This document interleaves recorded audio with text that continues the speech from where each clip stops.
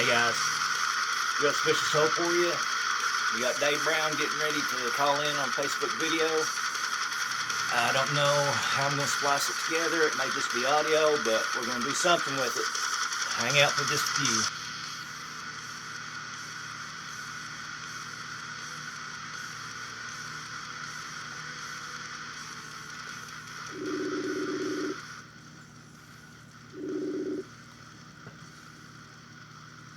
Yo. What's up, Dave? How you doing, man? Oh, hang on, I can't hear you. Can you hear me now? We're having technical difficulties already, guys. I can't hear you though. Give me 1 second. All right. Already some problems, guys. Just hang loose. Yo. Okay, man. How you doing? Doing good. I think I can actually hear you better through this. Well, the screen recorder I was using, man, was controlling the mic, and it wasn't using it for the Facebook calling. Oh yeah, I get it. Sorry, man, but it is what it is. But Dave, I'm glad you're doing this with me, man. I'm really glad because I respect what you do on Facebook Live. You put some information out there, man, and that's what it's all about. Yeah, well, the truth needs to be heard, and I'd like to get information in all forms, but sometimes even I get misled. That's like me, man. I'm doing the best I can to get the correct facts about addiction and sobriety, and I like to, in my own opinion, man, because I'm an addict, dude. I'm in recovery. I'm sober. I'm happy, dude, and I'm not surviving no more. I'm thriving. You know what I mean? And I really I like. hear that. That's good to hear. Dude, I was lost for so many years, and it's just a new world for me, man.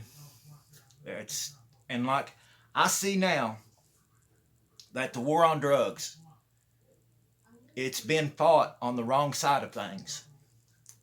It's supply and demand. You can't cut off the supply because there will always be somebody else taking that place because it's money. Honestly, and here's a little tidbit. Speaking of the war on drugs, it was started by Ronald Reagan back in the 1980s. Yeah, when the DARE program started. Yep.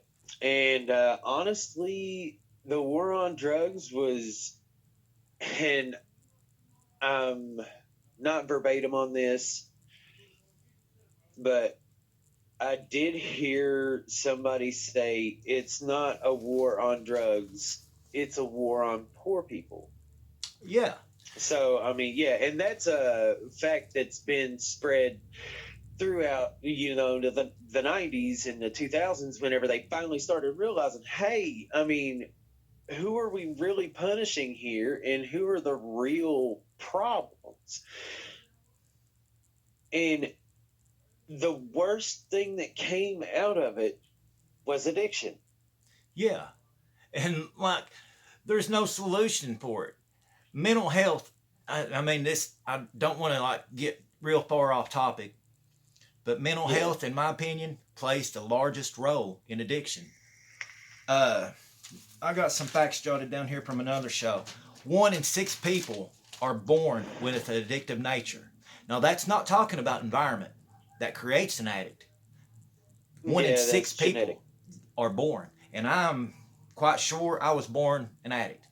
I have a large amount of uncles that were alcoholics.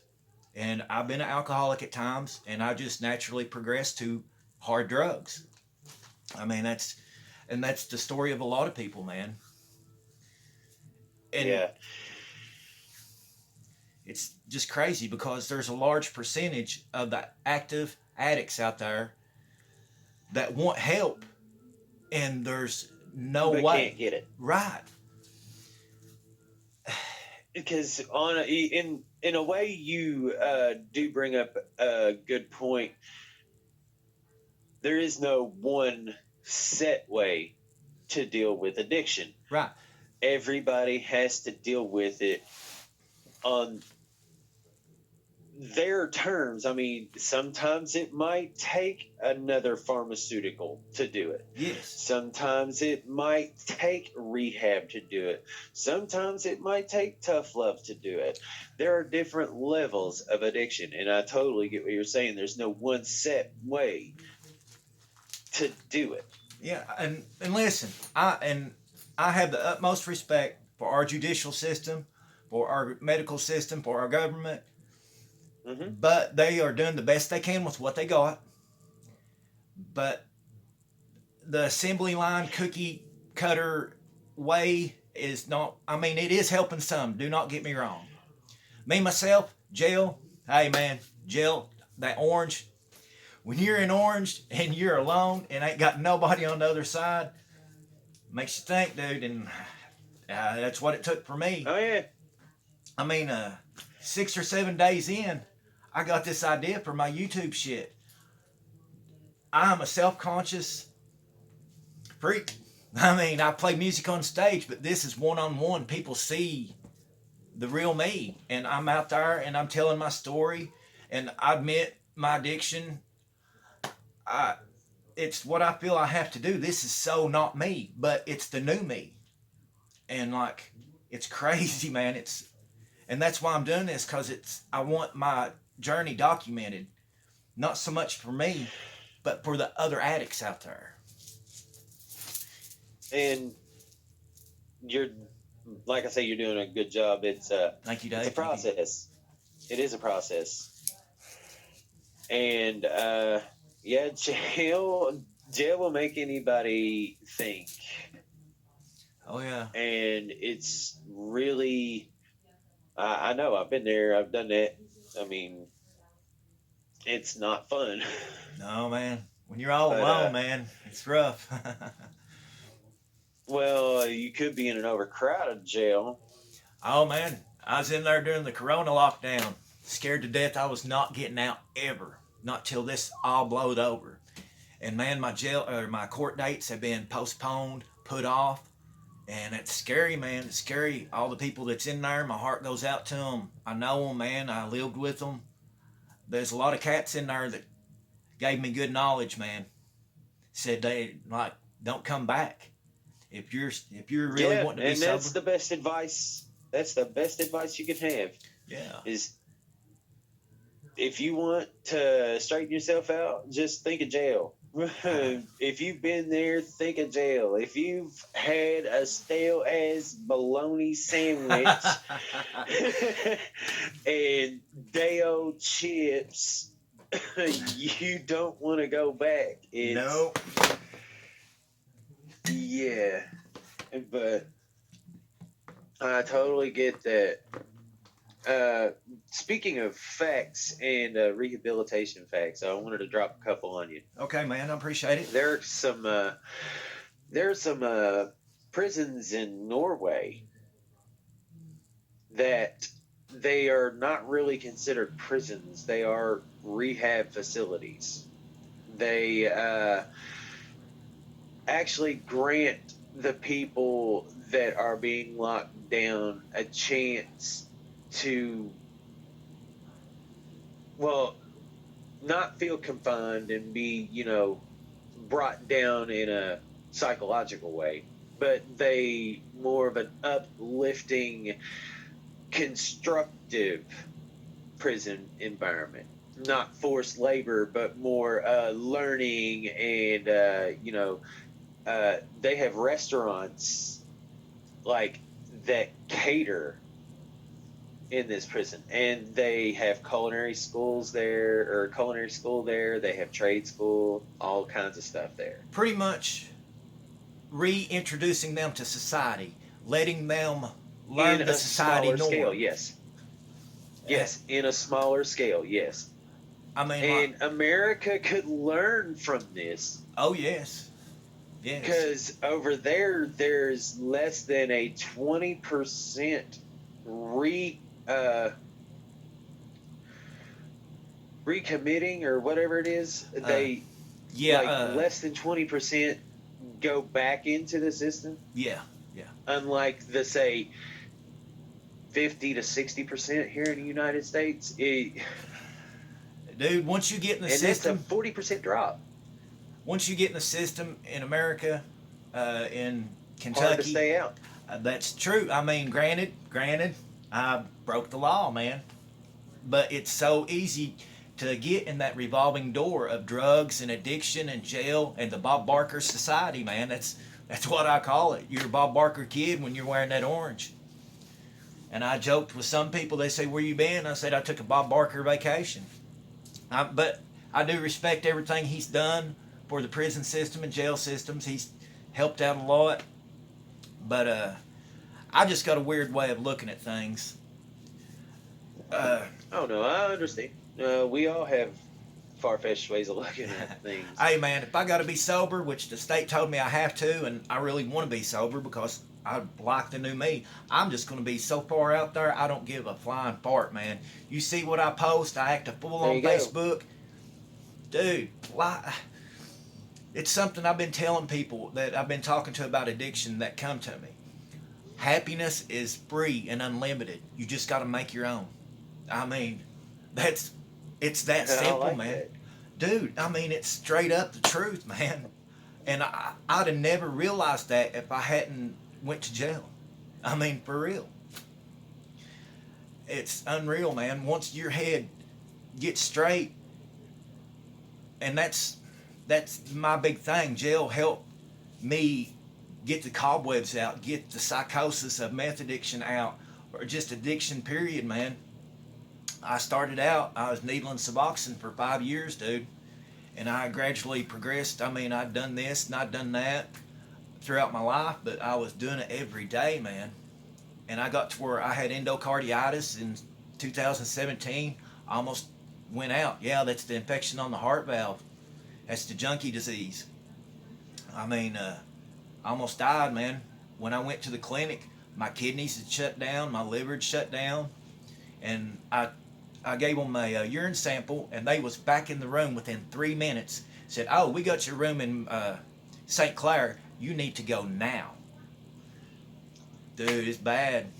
I mean, it's scary, but you know, a month later, doing the same fucking thing, man.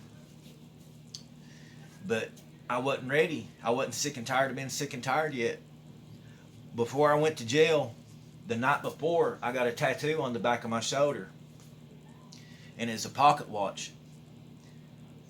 And I was close to quitting then. But in all honesty with myself, I would have stayed at that line. I'd have been 1 foot over, 1 foot here. You know what I'm saying? I wanted to quit, but I didn't know how. And that is the same story with so many addicts, man. They don't know how. And that's why I'm trying. Last night I talked to an addict for around 30, 45 minutes, and man, they was in a bad place. They was ready to take themselves out. For real. And I talked to them and talked to them and told them, I was like, there's a better life. When you get your head clear, you will be happy. But you still got to treat the underlying reasons, the mental health, the learning coping skills and stuff like that, getting away from the old crowd and stuff like that. And that is one of the hardest things to do. Get away from the old crowd. Right. Trust me, I know.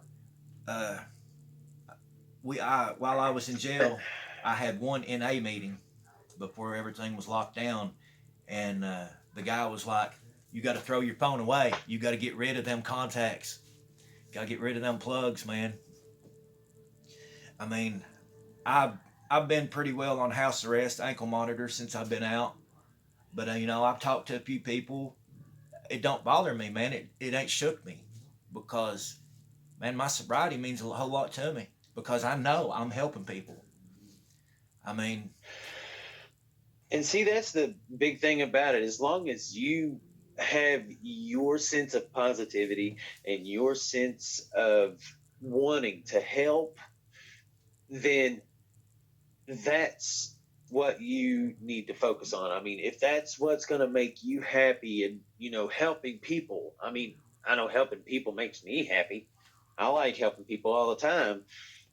Uh, then by all means, and I think that's one of the big issues that we need to really focus on is, you know, helping people find a way to be not just sober, but happy sober.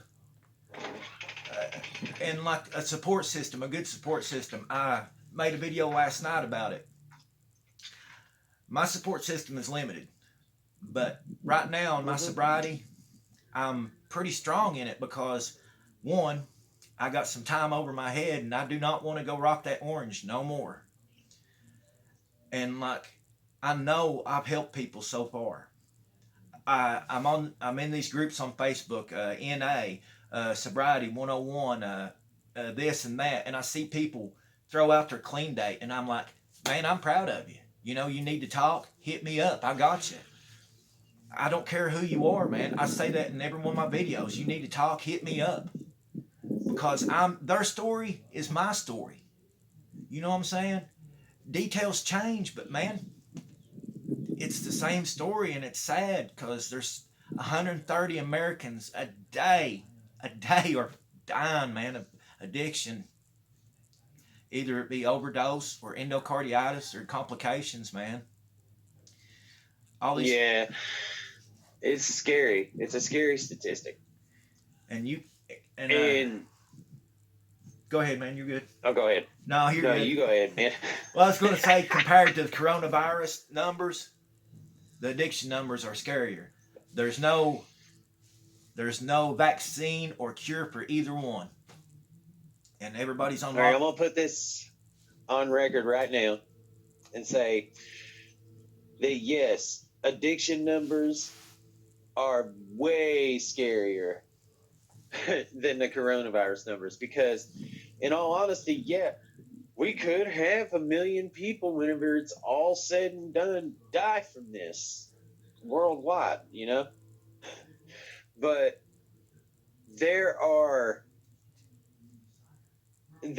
that's it. Once we contain it, it's done. Right. Addiction, much harder to contain. And right now, and yeah, they're relapsing big time. They're not able to go to meetings. They're not able to get the mental health help.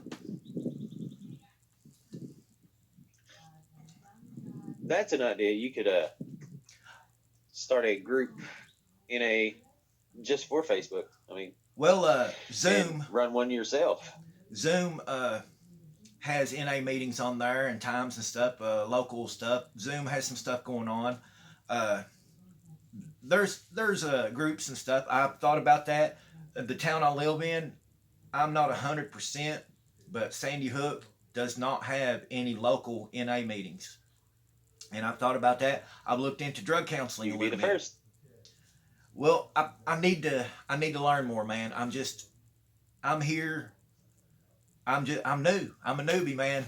I'm just new in this sober life. But I have a fire in me, man. I don't know what put the YouTube idea in my head. I'm thinking God did. God had a plan for me because during my addiction, man, I hit some low points I ain't really talked about on my channel yet. I'm working up to it, but God has a plan for me. I'm 100% about that. And I don't really push religion very much, but I am slightly religious. I believe in God, man. That's me and my thing. That's just me. The 12 Steps to Life Recovery talks about surrendering yourself to a higher power, whatever it may be. It's like some people could look at me trying to help other addicts as a higher power. It's just however you look at it, man. Everybody's got their own thing, and I respect it. Everybody's got to be different. But yeah, man, it's a crazy world out there, man. Everybody shuns the addicts. And I've always said every addict is one conversation away from quitting, at least taking a small step to sobriety. Yeah, I mean, I know you've seen a lot in Moorhead, dude. that's for sure. It's Had my share of rocky roads myself. and maybe one day you can share with us on another show, dude. You're more than welcome to, or whatever. I ain't trying to push. Oh yeah, you cool, man. I totally understand. I'm thinking, anytime you will call, I could have at least one story. Uh, I have a couple in mind, but if you want to do more than that, you might have to do some digging or something. I don't know. Uh, It's well, yeah, after I understand. after I talked to you the other day about doing the show, I call it the show. I don't know what else to call it. Uh, I have a niece. She graduated drug court in Moorhead, and I want to talk to her and get her story out there. I mean, I've got family members, dude, and my story is just one of a million, dude. I've talked to Jennifer from Texas, and she told her story the other day. God bless her. It takes a lot, man, to get on here. But if you're an active addiction, there ain't no way you're going to get on here and talk about it. I mean, I'm not fronting to like hide the fact I'm Oh yeah, doing something, but dude, I'm straight, man, and I like, ah, it's a new world, dude, and I can be whoever I want. I can be the craziest fucker ever was, and I love it. I don't have to hide myself no more behind drugs, and that's a lot, man. Jail opened my head up like that. It's crazy. do you think that the drugs were a visage, a mask? Oh yeah, Is man. that what you hid behind them? Yeah, yeah. I've had self-esteem issues forever. I mean, dude, I've not really went and been diagnosed, but from my drugstore psychology degree, I I I probably run the gambit of mental health issues, dude. I really do. Even split personalities. I'm Wilder. There's Michael and there's Wilder. The Wilder you see here today is the sober one, and he is God, man. He's happy. I talked to an old friend that's known me for 25 years plus. She could hear happiness in my voice. She's not heard. She was there during not there, but she talked to me during my dark times when I was in the psychosis, and like she thought I was gone, and it's crazy. But yeah, and on my personal journey, I plan to like document my grill getting fixed, uh, me getting my mental health issues uh, treated. Right now is a bad time. I really need to be put on antidepressants because that'll help me some. I have anxiety. Like I know I seem like so smooth on camera, but dude, I'm inside. I'm tripping balls. I mean, but I do this because it's. I don't know. I feel I have to, man. It's my accountability. I'm not going to get on here and preach about sobriety and turn the camera off and use, man. I've been so much in my life. I've been so wrong. I just can't do that no more. I get that. And It's like you don't want to be a two-faced person anymore. You don't want to put on a mask. yeah, yeah, and you hit that right on the head, dude. Because a lot of people do use drugs to keep from getting hurt, to keep from feeling the feelings they feel, and it's like a filter. It don't hit them as hard if they're using drugs. I can relate, dude. I'm glad you said that, dude. Man, I'll use that eventually. Thank you, Dave. You're welcome. Anytime, brother. Uh, let's see, we're at 24 minutes, Dave. I try to keep the video short because 30, Yeah, I get you. 35 minutes, I man. get you. my typical viewing time is 3 minutes, according to YouTube analytics. But I don't care, man. I know I'm going to put out a lot of videos, and I know eventually it's going to help somebody. It's worth it. One thing I can help you with is some of the demographics there. If you notice your viewership is less than, say, 3 minutes or 5 minutes or whatever, shorten your videos, hit the highlights. Like whenever you do your editing, hit your highlights. I don't edit at all, man, because I like the raw aspect of it. I mean, I've got Filmora 9 on my desktop, and I could possibly edit. I've looked into it. I mean, there's a lot of things that I'm learning as I go. And I'd really like to splice this together where you're on screen. I hope I can get it on there, man. I'm going to try like hell. Dude, I'm set up right now. I'm videoing with the Samsung J7 cell phone. I'm talking to you on a Samsung J7. I got my desktop. I have no webcams, no nothing, dude. I'm rolling with what I got best I can. Well, I feel you. I mean, maybe we could help the camera situation out one day. Man, I appreciate it. I do. Hey, man, I wish we was closer. Man, I dig it if we could like bounce off each other a few more shows. I dig what you do, Dave. I really like your standpoint about things, man. I respect it. I respect what you Appreciate it, man. And same to you, man. I'm do. glad that everything's rolling positive for you now. Good enough, man. The bad just fuels me, man. I know there's people out there speaking bad on my name. Let them make me famous. I don't care, dude.